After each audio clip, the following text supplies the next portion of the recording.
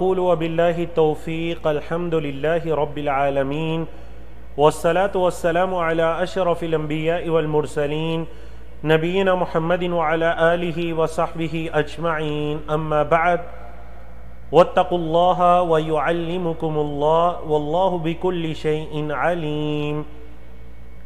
اللہ رب العزت کی توفیق سے سیرت النبی صلی اللہ علیہ وسلم مختصر کورس سبق نمبر 6 لیسن نمبر 6 کے ساتھ ہم آپ کے سامنے حاضر ہیں۔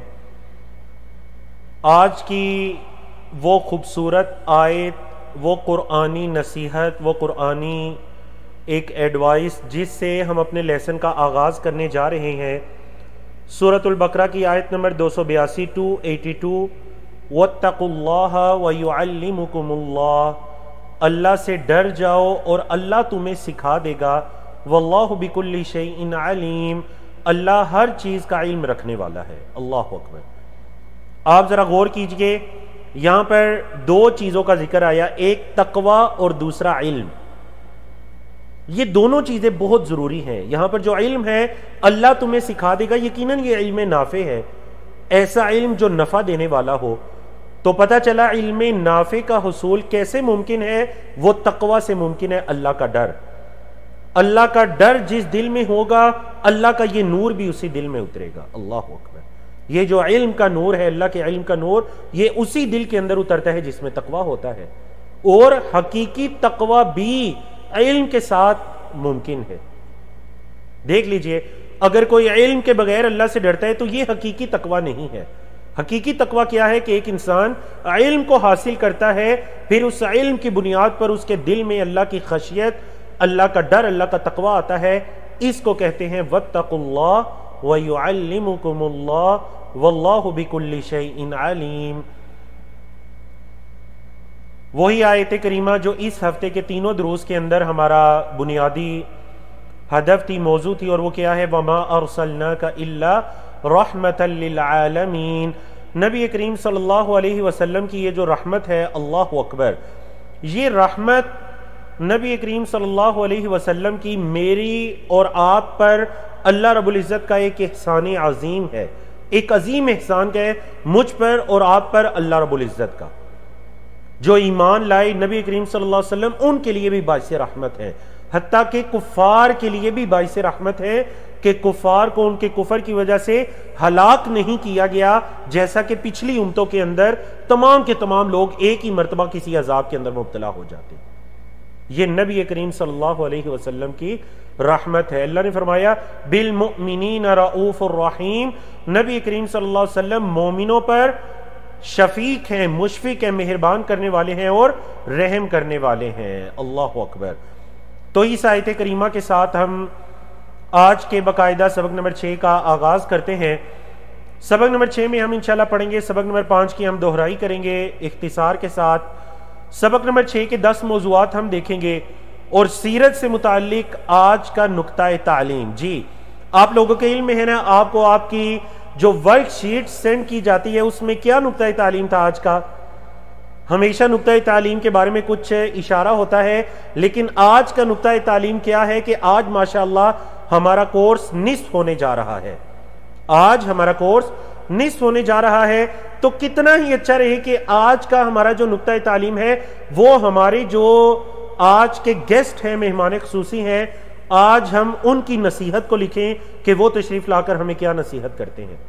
اور آپ نے ان کا تعارف سنا بھی، اور انشاءاللہ جب وہ تشریف لائیں گے تو دوبارہ ان کی خدمات کے بارے میں مختصر سے ایک پکچر کے ذریعے آپ کو دکھایا جائے گا۔ بارک اللہ فیکم۔ جی، کل ہم نے سبق نمبر 5 پڑھا تھا، ہم اس کی دہرائی کرتے ہیں، جلدی کے ساتھ میرے ساتھ دہرائیے۔ کل ہم نے کل 10 موضوعات پڑھے۔ سب سے پہلا موضوع ہم نے یہ پڑھا کہ مکی زندگی کے اندر جو دوسرا دعوتی مرحلہ ہے، اعلانیہ دعوت کا، اس کا آغاز ہوتا ہے۔ سن 4 نبوی سے اس کا آغاز ہوتا ہے۔ نبی کریم صلی اللہ علیہ وسلم کو اعلانیہ دعوت کا حکم دیا جاتا ہے، وَأَنذِرْ عَشِيرَتَكَ الْأَقْرَبِينَ، اور اسی طرح فَاصْدَعْ بِمَا تُؤْمَرْ۔ ان آیات کے نزول کے ساتھ اللہ کے نبی علیہ السلام جبل صفا پر چڑھتے ہیں، اپنے خاندان مکہ والوں کو جمع کر کے دعوت دیتے ہیں، آزمائشوں کا آغاز ہو جاتا ہے، جسمانی تکالیف بھی پہنچائی جاتی ہیں، ذہنی اذیتیں بھی پہنچائی جاتی ہیں، دین اسلام کی دعوت کو روکنے کے لیے مختلف طرح کے حربوں کا استعمال کیا جاتا ہے، تکالیف پہنچائی جاتی ہیں، لوگوں کو دین اسلام کے قبول کرنے سے روکا جاتا ہے، نبی کریم صلی اللہ علیہ وسلم کے بارے میں منفی پروپیگنڈا عام کیا جاتا ہے، اسلام کے پہلے ادارے دار ارکم کا قیام عمل میں آتا ہے جس میں اللہ کے نبی علیہ الصلوۃ والسلام صحابہ کی تربیت کرتے ہیں، مسلمانوں پر مظالم کا سلسلہ جاری تھا، اللہ رب العزت کی طرف سے ارض اللہ واسعہ سے یہ اشارہ ملتا ہے کہ مسلمان ہجرت کر سکتے ہیں، اللہ کے نبی علیہ الصلوۃ والسلام کے حکم سے مسلمان پہلے 5 سن نبوی میں حبشہ کی طرف ہجرت کر جاتے ہیں، پھر اس کے بعد اگلے سال سن 6 نبوی کے اندر دوبارہ 100 کے قریب مسلمان دوبارہ حبشہ کی طرف ہجرت کر جاتے ہیں، وہاں کا جو حاکم تھا اصحم نجاشی وہ مسلمانوں کے ساتھ بڑا اچھا سلوک کرتا ہے، اسلام کی قوت کے اندر مزید اضافہ ہوتا ہے۔ کیسے اضافہ ہوتا ہے کہ حضرت عمر بن خطاب اور ان سے پہلے حضرت حمزہ رضی اللہ تعالیٰ عنہما یہ اسلام قبول کرتے ہیں، اور بنی ہاشم اور بنی مطلب جو ہیں وہ اللہ کے نبی علیہ الصلوۃ والسلام کی حفاظت کرنے کا عہد کرتے ہیں ابو طالب کے ساتھ۔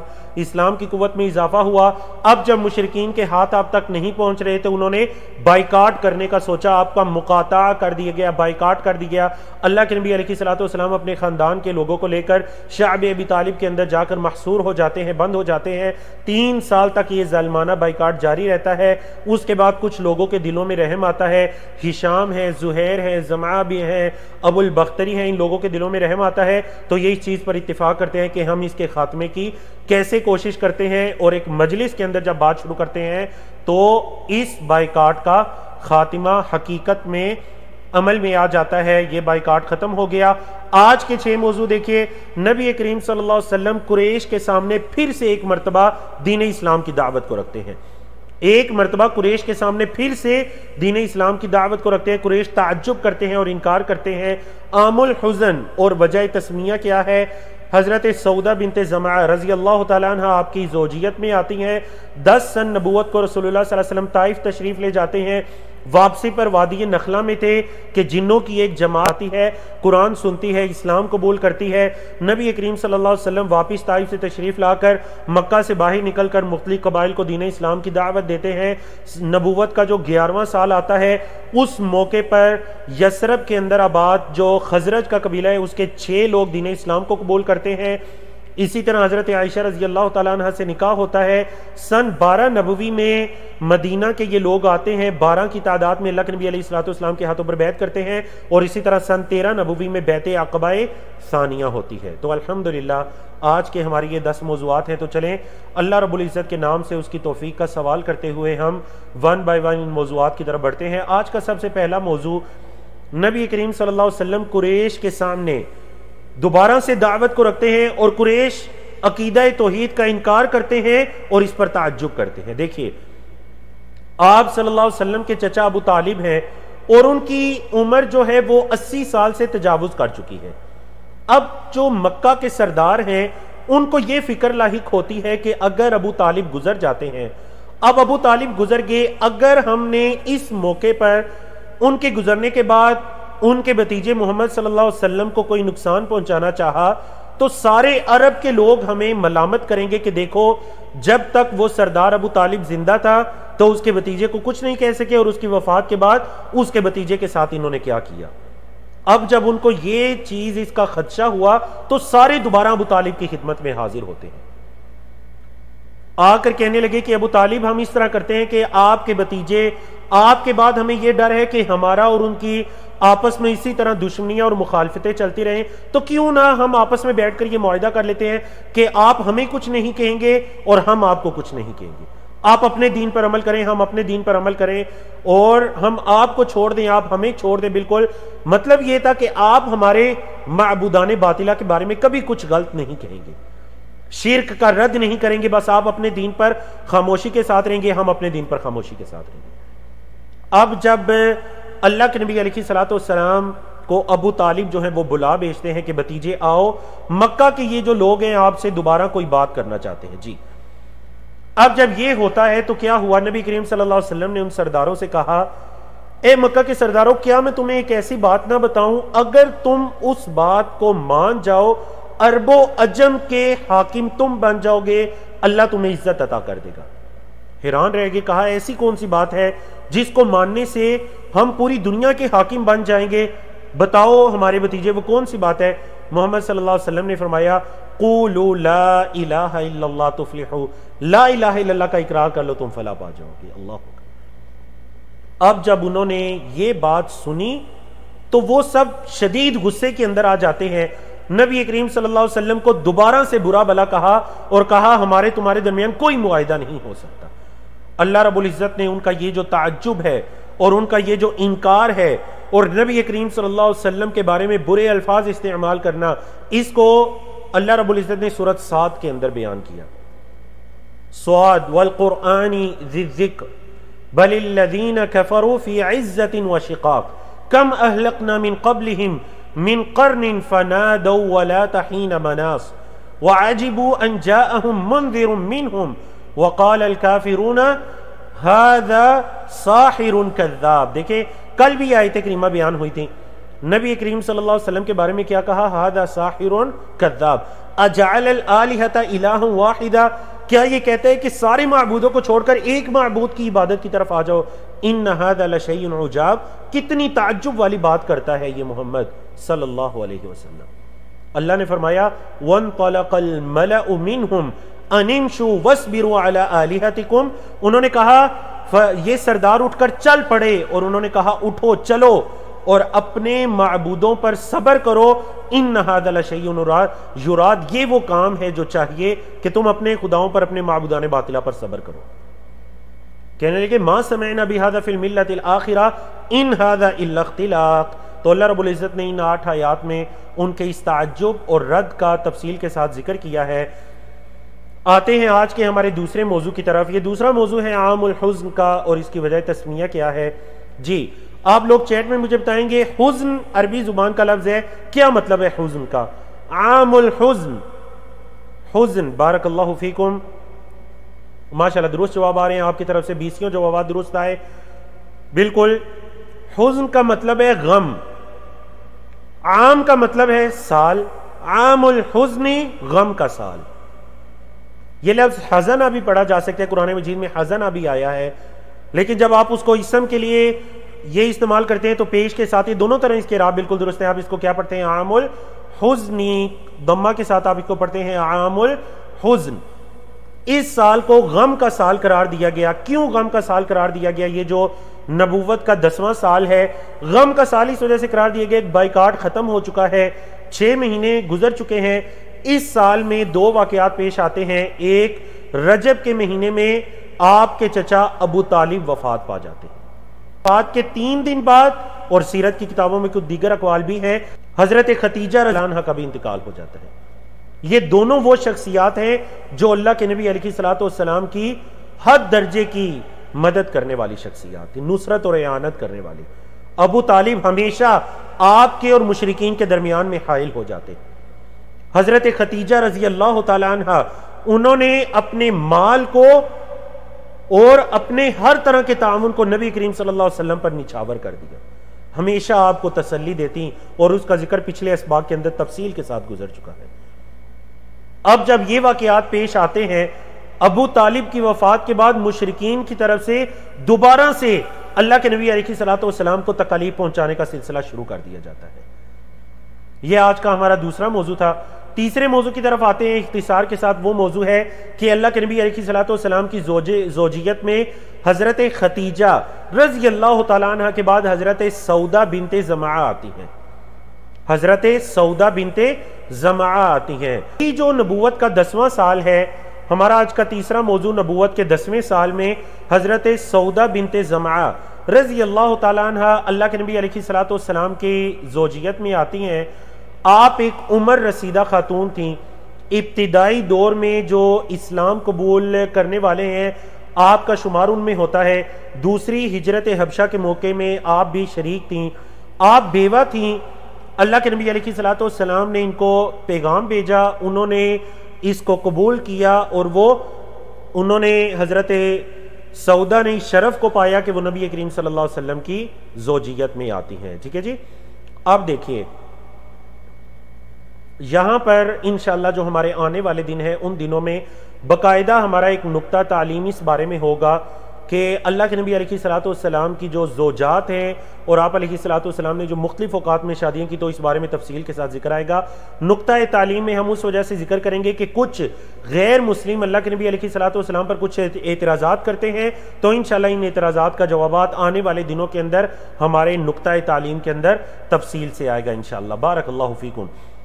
آج کا ہمارا چوتھا موضوع ہے کہ نبی کریم صلی اللہ علیہ وسلم نبوت کے 10ویں سال میں دعوت کی غرض سے طائف میں تشریف لے جاتے ہیں۔ نبوت کے 10ویں سال نبی کریم صلی اللہ علیہ وسلم طائف میں تشریف لے جاتے ہیں۔ یہ بالکل اس کے آخری ایام ہیں، سن 10 نبوی کے آخری ایام ہیں، آخری ماہ ہے۔ اللہ کے نبی علیہ الصلوۃ والسلام طائف گئے، آپ نے طائف میں 10 دن تک قیام کیا۔ طائف کے اندر جو قبیلہ ثقیف آباد تھا، قبیلہ ثقیف کے جو سردار عامر بن عمیر ثقفی ہیں، عامر بن عمیر ثقفی ہیں، ان کے 3 بیٹوں کے پاس آپ صلی اللہ علیہ وسلم تشریف لے جاتے ہیں۔ ان کو جا کر جب دین اسلام کی دعوت دی تو ان تینوں نے اللہ کے نبی علیہ الصلوۃ والسلام کی دعوت کو ماننے سے انکار کر دیا۔ اب جب انہوں نے انکار کر دیا، اللہ کے نبی علیہ الصلوۃ والسلام وہاں پر طائف میں آباد دیگر قبائل کے پاس تشریف لے جاتے ہیں۔ باری باری اللہ کے نبی علیہ الصلوۃ والسلام دیگر قبائل کے پاس بھی گئے، لیکن انہوں نے بھی اللہ کے نبی علیہ الصلوۃ والسلام کی دعوت کو ماننے سے انکار کر دیا۔ نہ صرف انکار کیا بلکہ اللہ کے نبی علیہ الصلوۃ والسلام کے ساتھ انتہائی برا سلوک کیا۔ آپ صلی اللہ علیہ وسلم کو پتھر مارے گئے اور جو ان کے اوباش تھے نوجوان، ان کو پیچھے لگا دیا گیا کہ محمد صلی اللہ علیہ وسلم کو تکلیف پہنچاؤ۔ تفصیلی واقعہ آپ کئی مرتبہ سنتے رہتے ہیں۔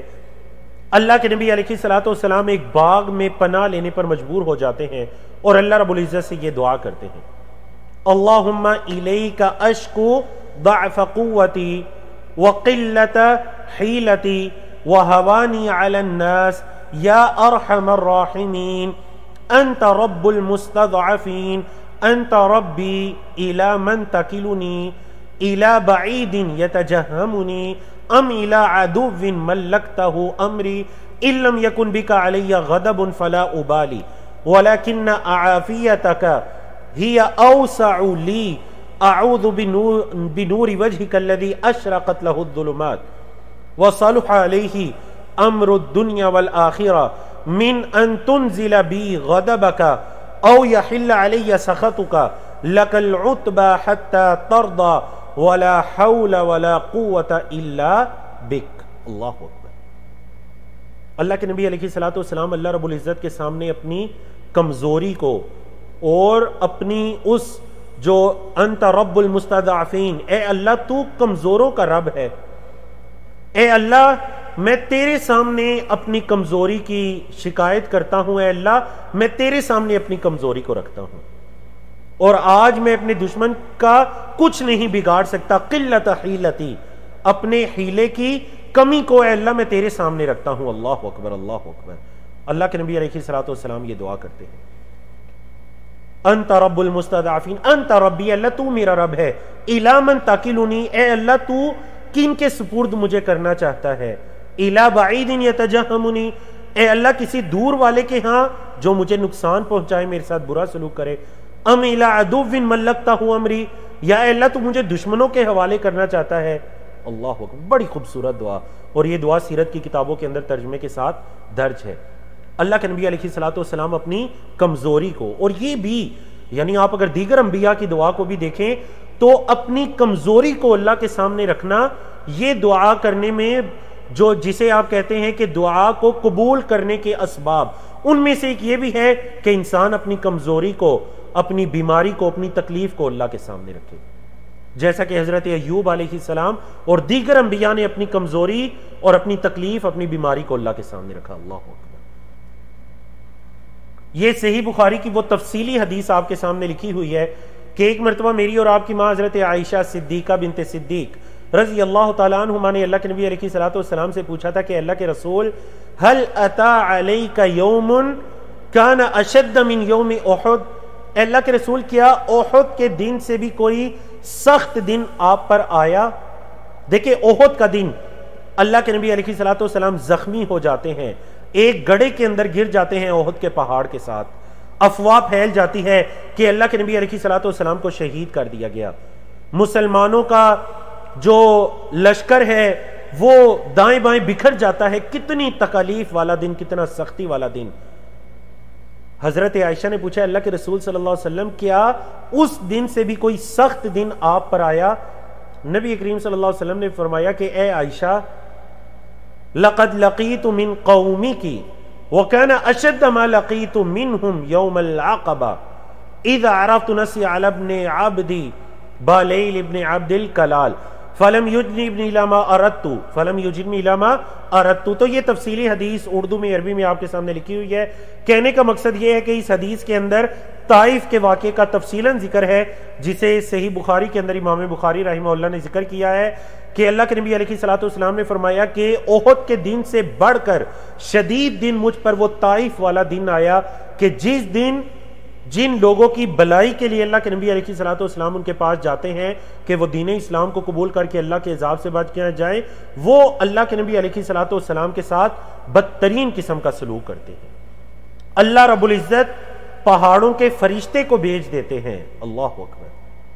اے محمد صلی اللہ علیہ وسلم آپ حکم فرمائیے یہ اخشبین جو دو طائف کے سنگلاخ پہاڑ ہیں ان کو ملا کر طائف کے سارے لوگوں کو ہلاک کر دیتے ہیں۔ نبی کریم صلی اللہ علیہ وسلم نے فرمایا نہیں۔ دیکھیں وما ارسلناک الا رحمت للعالمین، صبر و استقامت کو دیکھیے۔ فرمایا بل ارجو ان یخرج اللہ من اصلابہم من یعبد اللہ وحدہ لا یشرک بہ شیئا، میں امید کرتا ہوں کہ اللہ ان کی نسلوں میں ایسے لوگ پیدا کرے گا کہ جو ایک اللہ کی عبادت کریں گے اور اللہ کے ساتھ کسی کو شریک نہیں ٹھہرائیں گے۔ یہ جو اللہ کے نبی علیہ الصلوۃ والسلام کی خوبصورت الفاظ ہیں، بل ارجو، میں یہ امید کرتا ہوں انشاءاللہ دوبارہ ان کا ذکر آئے گا۔ کب آئے گا؟ مدنی دور کے اندر آئے گا، جب طائف کے لوگ دین اسلام کے اندر داخل ہونا شروع ہو جاتے ہیں انشاءاللہ العزیز۔ تو دوبارہ مدنی دور کے اندر جا کر انہی الفاظ کا ذکر آئے گا۔ آج کا ہمارا 5واں موضوع ہے، اللہ کے نبی علیہ الصلوۃ والسلام جب طائف سے واپس تشریف لا رہے تھے، وادی نخلہ کے مقام پر پہنچتے ہیں تو جنوں کی ایک جماعت اللہ کے نبی علیہ الصلوۃ والسلام کو عشاء کی نماز کی حالت میں دیکھتی ہے اور قرآن مجید کی تلاوت کو سنتی ہے۔ اب ہوتا یہ اللہ کے نبی علیہ الصلوۃ والسلام کی جب بعثت ہوئی، آپ کو مقام نبوت اور رسالت پر فائز کیا گیا، تو جنوں نے یہ دیکھا کہ پہلے جو آسمان کی خبریں چوری کرنے کے لیے ہم آسانی سے آسمان تک پہنچ جاتے تھے، اب جب ہم جاتے ہیں تو ایک شہاب ثاقب ہمارا پیچھا کرتا ہے۔ انہوں نے جب ابلیس سے ذکر کیا، ابلیس نے انہیں کہا زمین کے اطراف و کنار میں بکھر جاؤ اور دیکھو کہ زمین میں کیا خاص واقعہ پیش آیا ہے۔ اب جب یہ جنوں کی ایک جماعت مکہ سے کچھ پہلے طائف سے واپسی پر وادی نخلہ کے مقام پر اللہ کے نبی علیہ الصلوۃ والسلام پہنچتے ہیں اور جنوں کی یہ جماعت آپ علیہ الصلوۃ والسلام کو دیکھتی ہے عشاء کی حالت میں۔ اللہ کے نبی علیہ الصلوۃ والسلام عشاء کی نماز کی امامت کر رہے تھے۔ اللہ رب العزت نے تفصیل کے ساتھ یہ سورۃ الجن اور سورۃ الاحقاف میں اس کا ذکر فرمایا۔ قل اوحی الی انہ استمع نفر من الجن فقالوا انا سمعنا قرآنا عجبا یہدی الی الرشد فآمنا بہ ولن نشرک بربنا احدا۔ کہہ دیجئے میری طرف یہ وحی کی گئی کہ جنوں کی ایک جماعت نے، نفر جماع کے لیے بولا جاتا ہے، جنوں کی ایک جماعت نے قرآن کو سنا اور انہوں نے کہا کہ ہم نے ایک بڑا عجب کلام سنا ہے جو رشد و ہدایت کی طرف رہنمائی کرتا ہے، ہم تو اس پر ایمان لے آئے ہیں اور ہم اپنے رب کے ساتھ کسی کو شریک نہیں ٹھہرائیں گے۔ وَأَنَّهُ تَعَالَى جَدُّ رَبِّنَا، ہمارے رب کی تو شان ہی بڑی بلند ہے، مَتَّخَذَ صَاحِبَةً وَلَا وَلَدًا، اللہ اکبر، نہ اس نے کسی کو اپنی ساتھی، اپنی صاحبہ بنایا، نہ اس نے کسی کو اپنا بیٹا بنایا۔ تو یہ واقعہ کب پیش آتا ہے؟ طائف سے واپسی پر۔ اس سے یہ بھی پتہ چلتا ہے کہ اللہ کے نبی علیہ الصلوۃ والسلام کی جو بعثت ہے وہ صرف انس کے لیے، انسانوں کے لیے نہیں ہے، بلکہ اس کے ساتھ ساتھ جنوں کے لیے بھی ہے۔ اب دیکھیے اس واقعے میں کیا حکمت ہے جنوں کا جو اسلام قبول کرنا ہے اس موقع پر. اس میں یقیناً اللہ رب العزت کی طرف سے یہ حکمت ہے کہ اللہ کے نبی علیہ الصلوۃ والسلام بڑی پریشانی کی حالت میں طائف سے واپس آ رہے ہیں. اسی لیے تو حضرت عائشہ رضی اللہ تعالیٰ عنہ سے فرمایا کہ احد کے دن سے بھی بڑھ کر مجھ پر وہ طائف کا دن سخت گزرا تھا. سخت پریشانی کے عالم میں اللہ کے نبی علیہ الصلوۃ والسلام آ رہے, تو اللہ رب العزت کی طرف سے یہ خوشخبری کہ اگر طائف کے لوگ یا انسان یا مکہ کے مشرکین آپ کی بات کو نہیں مانتے تو یہ جنوں کی جماعت ہے جو آپ پر ایمان لا رہی ہے. اللہ اکبر. نہ صرف وہ ایمان لائے بلکہ انہوں نے اپنی قوم کے لوگوں کو جا کر کیا کہا, یا قومنا اجیبوا داعی اللہ, اے ہماری قوم کے لوگوں جو اللہ کی طرف بلانے والا ہے اس کا جواب دو, اس کی دعوت کو قبول کرو. وآمنوا بہ, اس پر ایمان لاؤ. کیا ہوگا؟ یغفر لکم من ذنوبکم, اللہ تمہارے گناہوں کو بخش دے گا. ویجرکم من عذاب علیم, اور اللہ تمہیں دردناک عذاب سے محفوظ رکھے گا. اللہ اکبر. یہاں پر دیکھیں نا, جنہوں نے اللہ کے نبی علیہ الصلوۃ والسلام کے لیے کیا خوبصورت لقب استعمال کیا, داعی اللہ, اللہ کی طرف بلانے والا. نہ صرف یہ لقب استعمال کیا بلکہ خود بھی دعات بن گئے. نہ صرف خود ایمان لائے بلکہ جا کر اپنی قوم کے لوگوں کو بھی ایمان لانے کی ترغیب دے رہے ہیں. تو یہ ایک مسلم کا طریقہ کار ہونا چاہیے کہ جب وہ دین اسلام میں داخل ہو تو اس کو یہ فکر لاحق ہو جائے کہ میں دوسرے لوگوں کی خیر خواہی کیسے کر سکتا ہوں. کوئی کافر ہے, میرے ذریعے وہ کیسے دین اسلام میں داخل ہو سکتا ہے, کیسے میں اس تک مؤثر طریقے سے دین اسلام کی دعوت کو پہنچا سکتا ہوں. سورۃ الاحقاف کی یہ آیت, فلما قضی ولوا الی قومہم منذرین, جب یہ وحی مکمل ہو گئی, جب وہ ایمان لے آئے تو کیا ہوا؟ ولوا الی قومہم منذرین, وہ اپنی قوم کی طرف واپس پلٹے, منذرین, ڈرانے والے بن کے. تو وہ بھی دعات بن کر واپس پلٹے. تو یہ اللہ کے نبی علیہ, آج اگر کوئی بھی اللہ کی طرف لوگوں کو بلاتا ہے, اللہ کی طرف آنے کی دعوت دیتا ہے, داعی اللہ ہے, تو یقین جانیے وہ نبی کریم صلی اللہ علیہ وسلم کے رستے پر اور آپ علیہ الصلوۃ والسلام کی سیرت پر چل رہا ہے.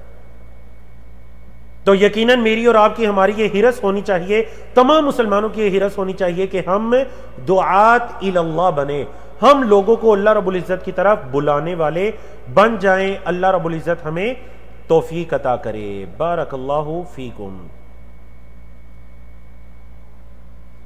جی, آج کا ہمارا چھٹا موضوع مختلف قبائل کو دین اسلام کی دعوت اور اس کی وجہ. اللہ کے رسول صلی اللہ علیہ وسلم اہل مکہ کو 10 سال تک دین اسلام کی دعوت دیتے رہے اور ان کی آزمائشوں کو برداشت کرتے رہے. اب اللہ کے نبی علیہ الصلوۃ والسلام نے ایک حکمت عملی اپنائی کہ کیوں نہ مکہ سے باہر نکل کر دیگر جو دائیں بائیں مکہ کے ارد گرد قبائل آباد ہیں ان تک دین اسلام کی دعوت کو پہنچایا جائے. اللہ کے نبی علیہ الصلوۃ والسلام اس مقصد کے لیے مکہ سے باہر نکلتے ہیں. دائیں بائیں جو قبائل آباد تھے, 20 کی تعداد میں یہ قبائل تھے اور ان کے نام, ان کی تعداد بھی سیرت کی کتب کے اندر درج ہے. ہم ان میں سے جو مشہور قبائل ہیں ان کے نام اس مختصر کورس میں ذکر کرتے ہیں. اللہ کے نبی علیہ الصلوۃ والسلام چند قبائل کے پاس تشریف لے گئے, اور اس کا یہ مطلب نہیں کہ ان قبائل کو دین اسلام کی دعوت نہیں پہنچتی تھی. آپ علیہ الصلوۃ والسلام کی دعوت ان قبائل میں پہنچ چکی تھی. کبھی جب وہ مکہ تشریف لاتے, مکہ وہ آیا کرتے تھے تو وہ سنا کرتے تھے کہ مکہ کے ایک قریشی نوجوان محمد صلی اللہ علیہ وسلم نے نبوت اور رسالت کا دعویٰ کیا ہے اور وہ اپنے آپ کو اللہ کا رسول بلاتا ہے اور یہ اس کی دعوت ہے. وہ سن چکے تھے اس بارے میں. لیکن اب کیا ہوتا ہے, اللہ کے نبی علیہ الصلوۃ والسلام باقاعدہ, اللہ کے نبی علیہ الصلوۃ والسلام باقاعدہ ان قبائل کے پاس تشریف لے جاتے ہیں دین اسلام کی دعوت کو لے کر. بنو عامر بن صعصع ایک قبیلہ ہے, بنو حنیفہ, غسان, سلیم, عبس, فزارہ, بنو نصر وغیرہ دیگر قبائل کے نام بھی سیرت کی کتابوں میں موجود ہیں. ان تمام قبائل کے پاس تشریف لے جاتے ہیں ان کو دین اسلام کی دعوت دینے کے لیے, اور یہاں سے دعوت کا تیسرا مرحلہ شروع ہوتا ہے. اور وہ کیا مرحلہ ہے؟ دیگر قبائل کو دین اسلام کی دعوت. دیکھیں نا, پہلا مرحلہ کیا تھا؟ غیر اعلانیہ دعوت, ابتدائی 3 سال. دوسرا مرحلہ کیا آتا ہے؟ اعلانیہ دعوت.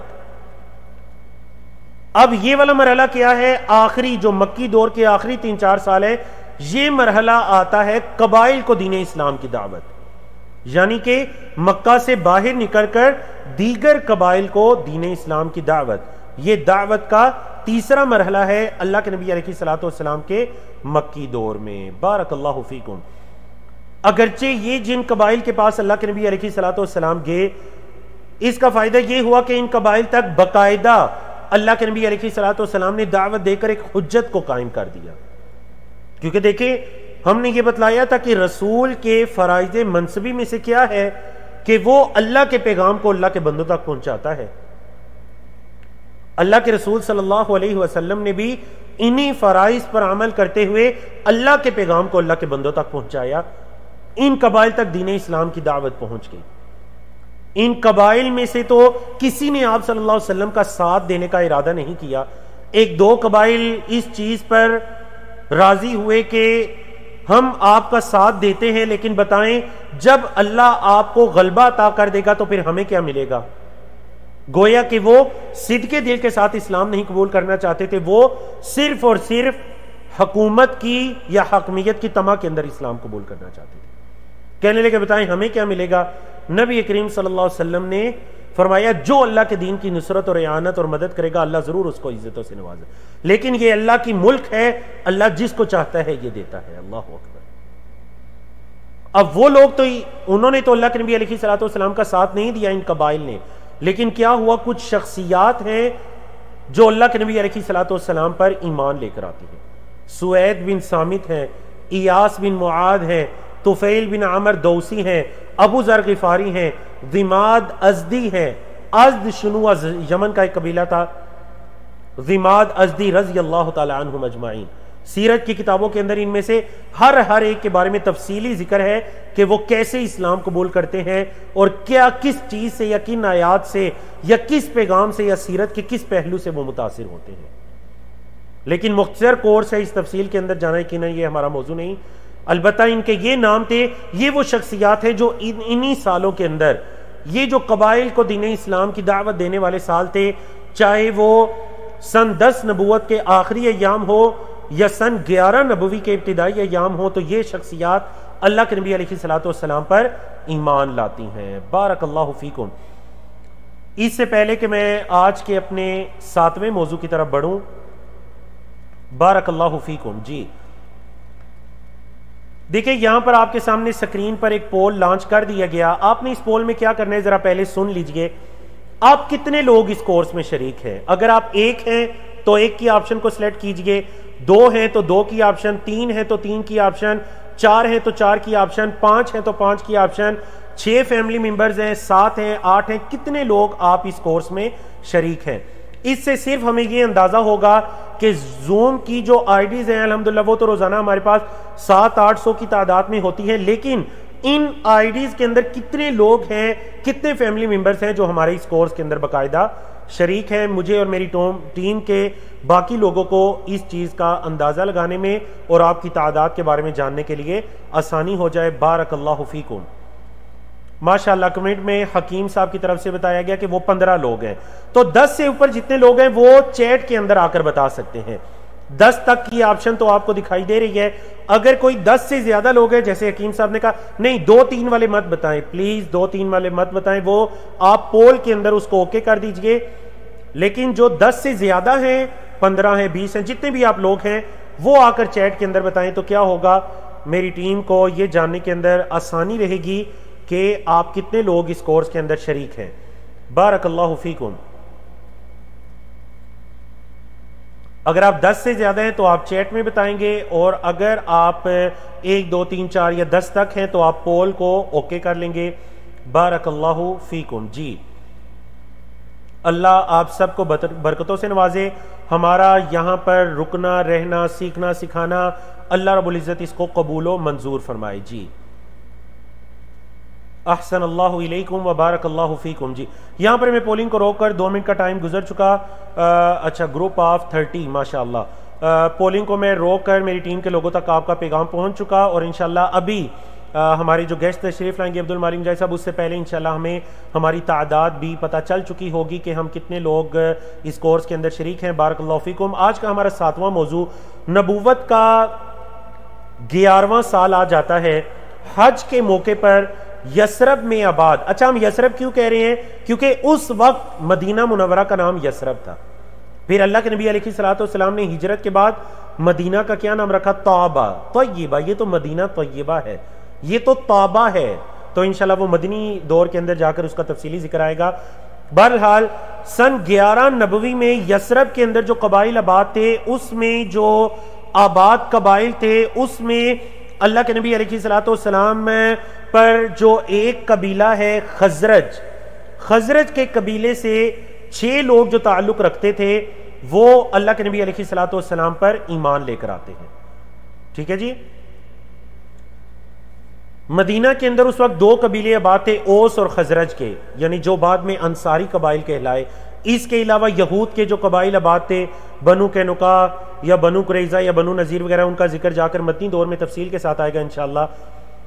اب یہ لوگ جب بھی حج کے موقع پر آیا کرتے تھے تو اللہ کے نبی علیہ الصلوۃ والسلام کیا کیا کرتے تھے کہ ان لوگوں تک دین اسلام کی دعوت کو رکھا کرتے تھے ہر سال حج کے ایام میں۔ اب جب نبوت کا 11واں سال ہے، خزرج کے ان 6 لوگوں کے سامنے اللہ کے نبی علیہ الصلوۃ والسلام نے دعوت کو رکھی۔ اب یہ ان خوش نصیب لوگوں کے نام بھی آپ کے سامنے سکرین پر درج ہیں۔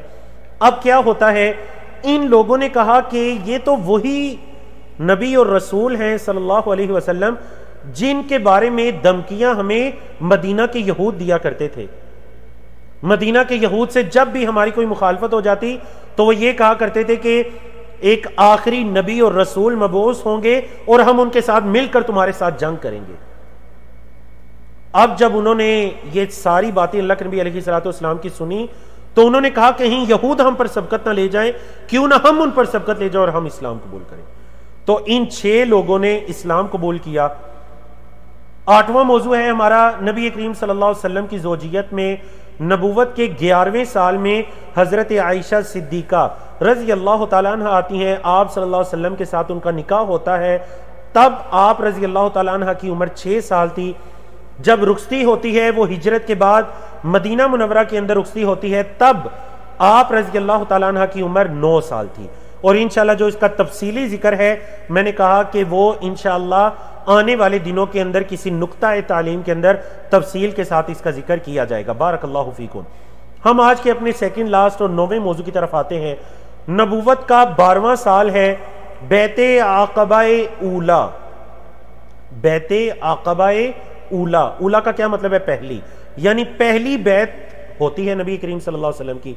یہ 6 لوگ جنہوں نے نبوت کے 11ویں سال میں اسلام قبول کیا تھا، جب یہ واپس مدینہ پر لٹتے ہیں تو وہاں پر جا کر دیگر لوگوں کو بھی، اپنے قبیلے کے اور اوس کے دیگر لوگوں کو بھی دین اسلام کی دعوت دیتے ہیں۔ نتیجہ کیا ہوتا ہے کہ نبوت کا 12واں سال آتا ہے اور یہ لوگ 12 کی تعداد میں آتے ہیں، 5 وہی جو پچھلے سال آئے تھے 6، 5 ان میں سے اور 7 نئے لوگ۔ یہ 12 لوگ آتے ہیں اور آ کر اللہ کے نبی علیہ الصلوۃ والسلام کے ہاتھوں پر آپ صلی اللہ علیہ وسلم کی بیعت کرتے ہیں۔ اللہ کے نبی علیہ الصلوۃ والسلام ان کے ساتھ ایک عظیم صحابی حضرت مصعب بن عمیر رضی اللہ تعالیٰ عنہ کو مدینے کی طرف اسلام کا سفیر اور اسلام کا داعی بنا کر بھیجتے ہیں، اور وہ وہاں پر جا کر دین اسلام کی دعوت کا کام شروع کر دیتے ہیں۔ اللہ رب العزت ان کی دعوت میں اتنی برکت ڈالتے ہیں، مدینہ کے اندر بسنے والے اوس اور خزرج کے لوگ ان پر وہ 20 کی تعداد میں ان کی دعوت پر لبیک کہتے ہوئے اسلام کو قبول کرتے ہیں۔ اب ہمارا آج کا آخری موضوع، جب آخری آپ کہہ لیجئے یہ نبوت کا 13واں سال ہے، اور آپ کے علم میں ہے نا کہ یہ مکی دور کا آخری سال ہے، نبوت کا 13واں سال آ گیا، کیونکہ سن 14 نبوت کی ابتدا میں اللہ کے نبی علیہ الصلوۃ والسلام کی ہجرت عمل میں آتی ہے، تو اب یہ مکی دور کا آخری سال ہے، سن 13 نبوی ہے۔ بیعت عقبہ ثانیہ ہوتی ہے۔ حج کا جب موسم آتا ہے تو یثرب یعنی مدینہ منورہ سے اوس اور حضرت کے لوگوں کی تعداد تقریباً 75 کے قریب یہ لوگ نبی کریم صلی اللہ علیہ وسلم کی ہاتھ پر بیعت کرتے ہیں، جس بیعت کو دوسری بیعت کہا گیا یا بیعت عقبہ ثانیہ کہا گیا۔ ثانیہ کا مطلب دوسری۔ ذی الحجہ کی 12ویں رات تھی، مینا کی گھاٹیوں میں سے ایک گھاٹی عقبہ نامی ایک گھاٹی ہے، جس جگہ پر جمرات کو رمی کی جاتی ہے، وہ جو جمرہ عقبہ ہے اس کے قریب جو گھاٹی ہے، یہ وہ گھاٹی تھی جس میں پہلی بیعت بھی ہوتی ہے نبوت کے 12ویں سال اور دوسری بیعت بھی ہوتی ہے نبوت کے 13ویں سال۔ نبی کریم صلی اللہ علیہ وسلم کے چچا حضرت عباس یہ جو لوگ تھے، ان کو ان کی ذمہ داری کے بارے میں بتلاتے ہیں کہ جو بیعت تم کرنے جا رہے ہو، اور انہوں نے اللہ کے نبی علیہ الصلوۃ والسلام کو باقاعدہ مدینہ منورہ تشریف لانے کی دعوت بھی دی کہ مکہ کے جب مشرکین سردار آپ پر ظلم کرتے ہیں تو آپ مدینہ منورہ ہمارے پاس تشریف لائیں، ہم آپ کی اعانت اور مدد کریں گے۔ آپ کے چچا حضرت عباس نے ان کو اچھی طرح سے اس چیز کے بارے میں بتلایا کہ جو بیعت تم کرنے جا رہے ہو اس کے نتائج بھی تمہیں معلوم ہونے چاہیے۔ انہوں نے ہر طرح کی چیز پر آمادگی کا اظہار کیا۔ بیعت کی شکیں سیرت کی کتابوں میں درج ہیں، اختصار کے ساتھ اس کی شکیں کیا تھیں کہ تنگی اور خوشحالی ہر حال میں اللہ کے نبی علیہ الصلوۃ والسلام کا ساتھ دیں گے، امر بالمعروف نیکی کا حکم دینے میں، نہی عن المنکر برائی سے منع کرنے میں ہم اس فریضے کو باقاعدہ سر انجام دیں گے، اللہ کی راہ میں نکلیں گے، کسی ملامت کرنے والے کی ملامت سے نہیں ڈریں گے، اللہ کے نبی علیہ الصلوۃ والسلام کے قدموں میں اپنی جانیں اپنا مال نچھاور کرنے کے لیے تیار رہیں گے۔ تو یہ آپ کہہ لیجئے کہ وہ شکیں تھیں، اور اس کے علاوہ دیگر شکر بھی سیرت کی کتب کے اندر درج ہیں۔ تو یہ وہ مختصر سے آج کے الحمدللہ ہمارے آپ کہہ لیجئے کہ موضوع تھے۔ اللہ کے نبی علیہ الصلوۃ والسلام کی اس موقع پر ایک بہترین حکمت عملی کہ اللہ کے نبی علیہ الصلوۃ والسلام یہ جو انصار، اوس اور خزرج سے تعلق رکھنے والے 75 لوگ تھے جنہوں نے بیعت عقبہ ثانیہ میں شرکت کی، اللہ کے نبی علیہ الصلوۃ والسلام ان میں سے 12 لوگوں کو نقیب مقرر کر دیتے ہیں، یعنی جو سرکردہ قبائل کے افراد تھے ان کو نقیب مقرر کر دیا کہ آپ اپنے قبیلے یا اپنی قوم کی لوگوں کی طرف سے جواب دہ ہیں کہ وہ یہ جو بیعت کی گئی یا اس کی شکوں پر عمل کرتے ہیں، آپ اپنی قوم کی لوگوں کی طرف سے جواب دیں۔ ٹھیک ہے جی، تو یہ اللہ کے نبی علیہ الصلوۃ والسلام کی بہترین حکمت عملی ہو گئی۔ اللہ رب العزت کی توفیق سے الحمدللہ ہم نے اس ٹائم کے اندر اپنے اس کورس کو مکمل کیا، ان 6 ٹاپکس کو مکمل کیا، اور آج ہمارے لیے ایک بڑا پرمسرت دن ہے الحمدللہ کہ ہمارے مہمان جی آپ ذرا چیٹ میں مجھے بتائیں گے کہ کون سی مہمان شخصیت آج ہمارے درمیان تشریف لانے والی ہیں، اور جو خوشائن بات ہے وہ کیا ہے کہ آج ہمارے 50 موضوعات مکمل ہو چکے ہیں الحمدللہ۔ ہمارے اس کورس کے کل 100 موضوعات ہیں، 50 موضوعات آج الحمدللہ مکمل ہو چکے ہیں۔ میری آپ سے بھی یہ گزارش ہے کہ جب بھی آپ کا کورس نصف میں پہنچے گا، آپ کل اس کورس کے ٹیچر ہوں گے انشاءاللہ، آپ اس کورس کے ٹرینر ہوں گے، جب بھی آپ کے 50 موضوعات مکمل ہوں گے تو آپ کسی بہترین سیرت کے اسکالر کو یا دین اسلام کے عمومی جو اسکالرز ہیں ان میں سے کسی کو دعوت دیجئے گا کہ وہ آپ کی مجلس میں تشریف لائیں، آپ کے اس پروگرام میں تشریف لائیں اور آپ کو نصیحت کریں، کیونکہ آپ کا کورس ماشاءاللہ نصف ہونے جا رہا ہے۔ تو آج الحمدللہ ہمارے 50 موضوعات مکمل ہو رہے ہیں جی، اور میری ٹیم کی طرف سے مجھے گرین سگنل بھی مل چکا ہے کہ ماشاءاللہ مجاہد صاحب ہمارے درمیان موجود ہیں، تو شیخ صاحب کو ہم اہلاً و سہلاً و مرحبا کہتے ہیں، بارک اللہ فیکم۔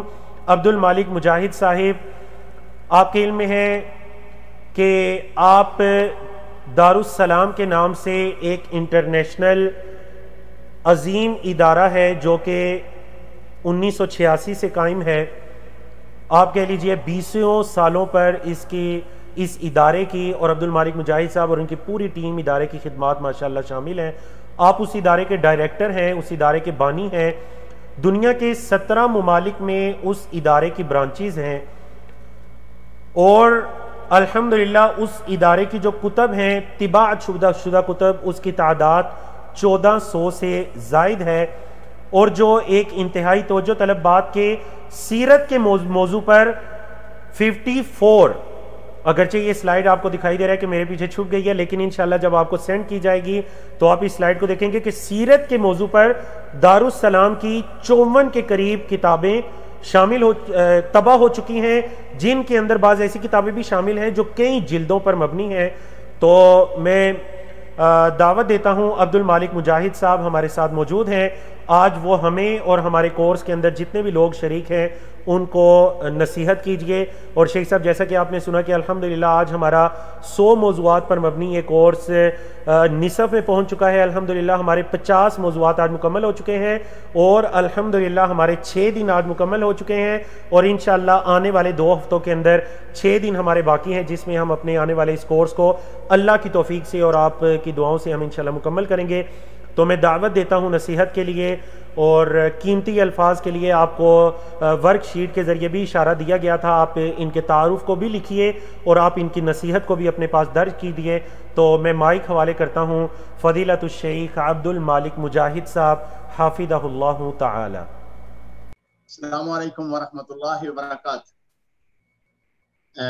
میں ذرا پوچھنا چاہوں گا کہ آواز آ رہی ہے صحیح یا نہیں؟ جی شیخ صاحب بارک اللہ فیکم، آپ کی آواز ماشاءاللہ بالکل کلیئر آ رہی ہے، آپ کی ویڈیو بالکل کلیئر آ رہی ہے ہم تک الحمدللہ۔ الحمدللہ الحمدللہ الذی ہدانا لہذا وما كنا لنهتدی لولا ان ہدانا اللہ، والصلاة والسلام علی اشرف الانبیاء محمد وآلہ واصحابہ اجمعین، اما بعد فاعوذ باللہ من الشیطان الرجیم، بسم اللہ الرحمن الرحیم، وما ارسلناک الا رحمتا للعالمین۔ معزز حضرات، میرے واجب الاحترام عزیزوں، دوستوں، ساتھیوں، میری بہنوں، میری بیٹیوں، میرے عزیزات، آج کا دن بلا شبہ میرے لیے بڑا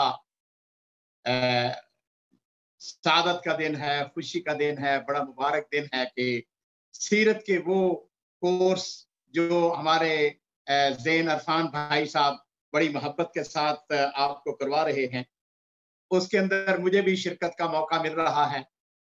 اس میں کوئی شبہ والی بات نہیں ہے کہ نبی کریم صلی اللہ علیہ وسلم میرے ماں باپ قربان ہوں، کسی بھی صورت میں عزیزو اگر ہم ان کے ساتھ کسی بھی حصے میں شامل ہو جائے اس سے بڑی سعادت کوئی نہیں ہے۔ سب سے پہلے تو میں اپنے ان تمام شرکاء جو اس کورس میں شریک ہیں سب کو دل کی گہرائیوں سے مبارکباد پیش کرتا ہوں۔ بلا شبہ آپ لوگ انتہائی مبارکباد کے مستحق ہیں کہ آپ نے یہ سیرت النبی صلی اللہ علیہ وسلم جو شارٹ کورس ہے اس کے اندر شرکت کی۔ اور میں ابھی اپنے بھائی زین عرفان عوام صاحب کی گفتگو کو سن رہا تھا، ان کی تقریر کو سن رہا تھا، یہ بڑے ہی قابل، انتہائی میں سمجھتا ہوں کہ محنتی انسان ہیں، اور میں ان کے اوپر بجا طور پر فخر بھی کر سکتا ہوں کہ ماشاءاللہ ہونہار بروا کے چکنے چکنے پات، جب سے میں نے ان کو دیکھنا شروع کیا ہے ماشاءاللہ یہ انتہائی انتھک محنتی اور بہت بڑے دائی ہیں۔ اللہ تعالیٰ ان کی دعوتوں کو قبول فرمائے۔ عزیزو، اس کے ساتھ جہاں شکرے کی بات آئی ہے تو میں آپ تمام کا جہاں شکر گزار ہوں، وہاں اپنے کچھ وہ اپنے بھائی، اپنی بہنیں، اپنی بیٹیاں، عزیزات جو گروپوں کی شکل میں اس پروگرام کو آگے بڑھا رہی ہیں، اور مجھ کو یہ بتایا گیا ہے کہ تقریباً 1000 کے قریب لوگ اس میں شریک ہیں۔ سید ابرار اور ان کی پوری ٹیم یقیناً میرے شکریہ کا مستحق ہے، ہم سب کے شکریہ کا مستحق ہے کہ انہوں نے ٹیکنالوجی کے وسائل کو استعمال کرتے ہوئے اس اپنے گھروں کے اندر بیٹھے ہوئے، اپنے اپنی جگہوں پر بیٹھے ہوئے الحمدللہ آج ہم اس سیرت کے پیغام کو سن رہے ہیں، نبی کریم صلی اللہ علیہ وسلم کی سیرت کو سمیٹ رہے ہیں۔ اسی طرح میرا ایک اور نوجوان، میں اس کو اپنے بھائیوں کی طرح بھی سمجھتا ہوں، اپنے بیٹوں کی طرح بھی سمجھتا ہوں، عمران سعید، اس کو میں اپنا جیالہ کہا کرتا ہوں۔ میں ان کا بھی شکر گزار ہوں کہ یہ بھی آگے بڑھ کر ٹیکنالوجی کو استعمال کرتے ہوئے اور اس سلسلے کو آگے بڑھانے میں بہت زیادہ متعاون۔ مجھ سے ہمارے زین عرفان صاحب نے یہ فرمائش کی، کہنے کہ مجاہد صاحب آپ سیرت کے حوالے سے تھوڑی سی گفتگو کیجیے گا۔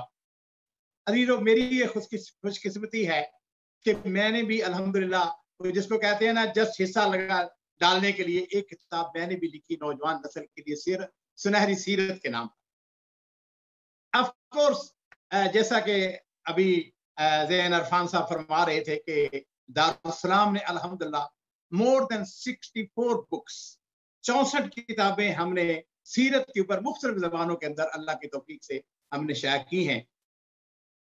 मैंने सीरत पाक का जो अजीजों मुताला किया है उसके बेशुमार पहलू है और उसका बार बार वक्त भी नहीं है, लेकिन जो मैं पैगाम आपको देना चाहता हूँ, पहली बात यह है कि हम में से हर शख्स अपना टारगेट मुकर्रर करे कि मैंने 2 साल के बाद क्या करना है, मैंने 5 साल के बाद क्या बनना है, मैंने 10 साल के बाद क्या करना है। अगर मैं किसी इदारे को चला रहा हूं, किसी इंस्टीट्यूशन का सरबराह हूं, मैं किसी इदारे के अंदर काम कर रहा हूं, मैं वर्कर हूं, तो मैंने 5 साल के बाद मेरी किस जगह पे मेरी ड्यूटी होगी, मैं किस हैसियत पे हूं। अपने टारगेट जो है दुनियावी एतबार से छोटे टारगेट बनाए, अपने से छोटों को देखें, लेकिन दीनी एतबार के एतबार से, दावत के एतबार से मेरे अजीजों अपने आप को ऊंचा छोटा मत समझे। मैं हमेशा ये बात कहा करता हूं, आप में से हर शख्स जितने भी यहां पर ये मेरी गुफ्तगू सुन रहे हैं, सब के सब अगर वो चाहे तो वो अल्लाह के फजल और करम से पहाड़ जो है उसको भी गिरा सकते। अपनी हिम्मत से, अपनी कोशिश से टारगेट मुकर्रर करें और टारगेट बड़ा मुकर्रर करें, अपने आप को छोटा मत समझे। मैंने पाक सल्लल्लाहु अलैहि वसल्लम का मुताला करते हुए एक और बात जो मैं आपको कहना चाहता हूं, वो ये है अजीमत की बात। और अजीमत इसी का नाम है कि मेरे माँ बाप कुर्बान हो, नबी करीम सल्लल्लाहु अलैहि वसल्लम ने जब आपके ऊपर मक्का मुकरमा के अंदर इंतहाई ज्यादा बोझ डाला गया, ले दे के एक चचा था ना अबू तालिब, सरदार अबू तालिब, एक दिन वो भी थोड़े से मजबूर हो गए, तो नबी करीम सल्लल्लाहु अलैहि वसल्लम अपने चचा से कह रहे हैं कि चचा, अल्लाह की कसम, अगर ये लोग मेरे एक हाथ पे सूरज रख दें, एक हाथ पे चांद रख दें, तो भी, और मुझसे ये मुतालबा किया जाए कि मैं इस दावत को छोड़ दूं, तो भी मैं इस दावत को छोड़ने के लिए तैयार। इंतहाई प्रेशर है, इंतहाई ज्यादा मुखालफत के बावजूद मेरे नबी अलैहिस्सलातु वस्सलाम, मेरे माँ बाप कुर्बान हो, वो मुझे और आपको ये पैगाम दे रहे हैं, दावत दे रहे हैं, अजीजों आपने आगे बढ़ना है, ये अल्लाह का पैगाम है, अल्लाह का दीन है, अल्लाह के दीन के लिए हमने जदोजहद करनी है, कोशिश करनी है। नहनु कौमन अज़्ज़नल्लाहु बिल इस्लाम, हजरत उमर फारूक रज़ी अल्लाह ताला अन्हु का ये कौल हमेशा इसको सामने रखें। मुझे जो अल्लाह ने इज्जत दी है, आपको जो इज्जत दी है, आपको जो मुकाम मिला है, वो क्या है? नहनु कौमन अज़्ज़नल्लाहु बिल इस्लाम। और एक और मैसेज मैं आपको देना चाहता हूँ, मुझे कहने में कोई हर्ज नहीं है। मैंने अजीजों कमोबेश दारुस्सलाम के लिए 30 साल से ज्यादा अरसा हो चुका है, दिन रात मेहनत, बड़े मुश्किल हालात आए, तो मैं एक जुमला अक्सर दोहराया करता था, वो मैं आपको भी सुनाना चाहूँ।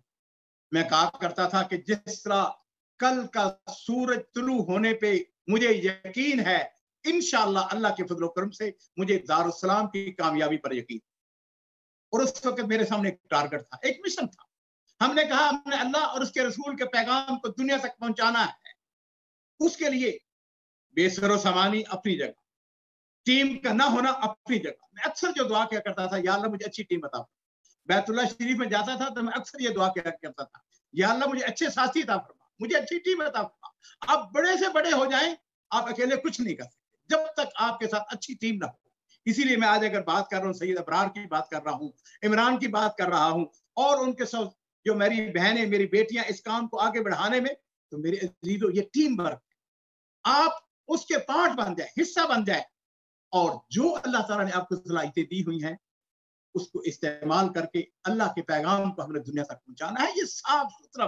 और मैं अजीजों, मुझे ये बात कहने में कोई हरज नहीं है, मैंने दुनिया के बेशुमार मुल्कों के अंदर मैंने सफर किए हैं, मैं मुख्तलिफ इदारों के अंदर गए हैं, मेरा इदारों के साथ राब्ता रहता है, लोग मेरे साथ राब्ता करते हैं। याद रखो, ये दीन मोहम्मद के लोग प्यासे।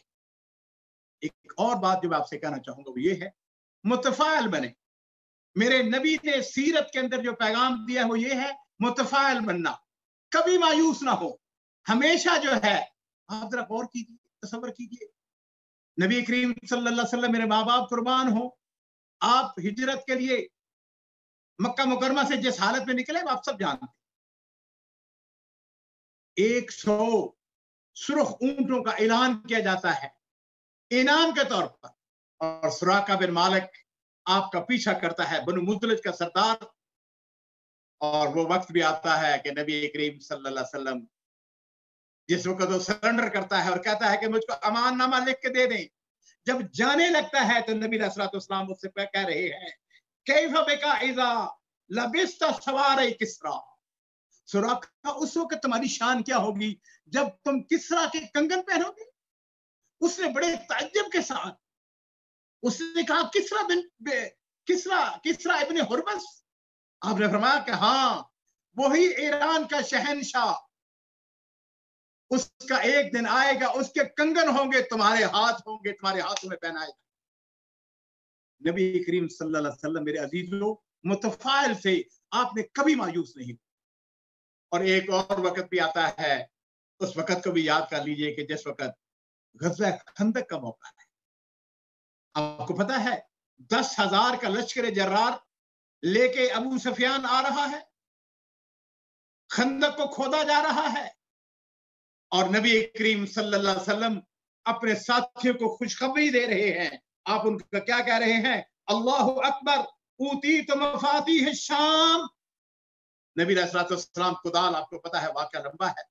आप जिस वक्त आपने अपने मुबारक हाथों में कुदाल को लेते हैं जो पत्थर तोड़ा नहीं जा सकता है, तो आप फरमा रहे हैं कि मुझको शाम की चाबियां दी गई हैं। और आप दूसरा कुदाल मारते हैं और आप फरमाते हैं कि मुझको ईरान की चाबियां दी गई हैं, फारस की चाबियां दी गई हैं। तीसरा कुदाल मारा, वो चट्टान पाश पाश हो जाता है और आप फरमा रहे हैं कि मुझको यमन की चाबियां दी गई। मेरे अजीजों, मैं आपको जो मैसेज देना चाहता हूं, कभी मायूस ना हो, हालात जैसे भी हों।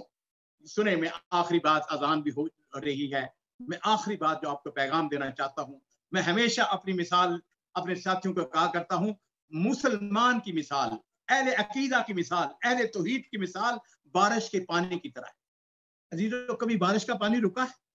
बारिश का पानी कभी नहीं रुका है। बारिश जब होती है तो बारिश का पानी अपना रास्ता खुद बनाता है। उसके रास्ते में चट्टान आती है, उसके रास्ते में दरख्त आते हैं, उसके रास्ते में इमारतें आती हैं, तो वो क्या करता है, कभी दाएं तरफ से कभी बाएं तरफ से। वो पानी कभी रुका नहीं है, पानी हमेशा चलता रहता है। जिस तरह वो पानी चलता है, इस तरह अजीजों आपने भी नबी के पैगाम को आगे पहुंचाने में खुद रास्ते तलाश करने हैं। मुश्किल वक्त आता है, परेशानियां आती हैं, तकलीफ आती है, रुकावटें आती हैं, कभी माली रुकावटें आती हैं, कभी हुकूमत की तरफ से रुकावटें आती हैं, कभी आपके माशरे की तरफ से रुकावटें आती हैं। लेकिन याद रखो, आपके नबी सल्लल्लाहु अलैहि वसल्लम ने आपको मुतफाल बनने का हुक्म दिया है। आपको ये बताया है अपने रब के ऊपर भरोसा रखें, अपने रब के ऊपर यकीन रखें। अला इन्ना नस्रुल्लाहि करीब, अल्लाह की मदद, अल्लाह की रहमत जो है वो करीब है। अल्लाह ताला से मैं ये दुआ करता हूँ, अल्लाह ताला हमारे अंदर, हमारे नौजवानों के अंदर वही जज्बा पैदा करे जो हमारे ज़ेन अरफान के अंदर है, उसके रफ़ाकार के अंदर है। हम में से हर साथी जो है वो ज़ेन अरफान बन जाए, हम में से हर साथी जो है वो सैयद अबरार बन जाए, हम में से हर साथी जो है वो इमरान सईद जियाला बन जाए। आप इस उम्मत के मुकद्दर का सितारा हैं। अल्लाह ताला मुझे और आपको नबी करीम सल्लल्लाहु अलैहि वसल्लम की सीरत को समझने, उसको पढ़ने, उसके ऊपर अमल करने की तौफीक अता फरमाए। व आखिर दावाना अल्हम्दुलिल्लाहि रब्बिल आलमीन। बहुत बहुत शुक्रिया। जज़ाकुमुल्लाह खैरन शेख साहब, बड़े हम खुशनसीब हैं, अल्लाह ताला जो है आपका शर्फ़ हमको हासिल किया। यकीन माने आपकी नसीहतें हमारे लिए बहुत ही हौसला अफ़ज़ाई रही और हम उम्मीद करते हैं कि हमारे स्टूडेंट्स भी जो है इंशाअल्लाह इस खिदमत में लगेंगे कि हमारा जो मिशन है कि सीरत नबी सल्लल्लाहु अलैहि वसल्लम को दुनिया के हर कोने तक पहुँचाएँ। हम उम्मीद करते हैं कि इंशाअल्लाह हमारे तलबा भी जो है इस मिशन में हमारा साथ देंगे। मैं सारी टीम की तरफ से आपका शुक्रिया अदा करता हूँ और हम आपके एहसानमंद हैं जो वक्त आपने कीमती हमें दिया है। अल्लाह आपको जज़ाए खैर दे और दारुस्सलाम की खिदमत में भी इंशाअल्लाह हम हमसे जो बेहतर हो सका इंशाअल्लाह हम आपकी खिदमत में रहेंगे। जज़ाकुमुल्लाहु खैरन। अस्सलामु अलैकुम व रहमतुल्लाहि व बरकातुहू। अल्लाह फ़ीकुम शेख अब्दुल मालिक मुजाहिद साहब, जज़ाकुमुल्लाहु खैरन, और सैयद अबरार भाई और पूरी टीम जज़ाकुमुल्लाहु खैरन। और आप सब लोगों का भी बहुत शुक्रिया कि माशाअल्लाह आपने इंतहाई तवज्जो से शेख साहब का लेक्चर सुना। यकीनन आपने नसीहतें लिखे भी होंगी।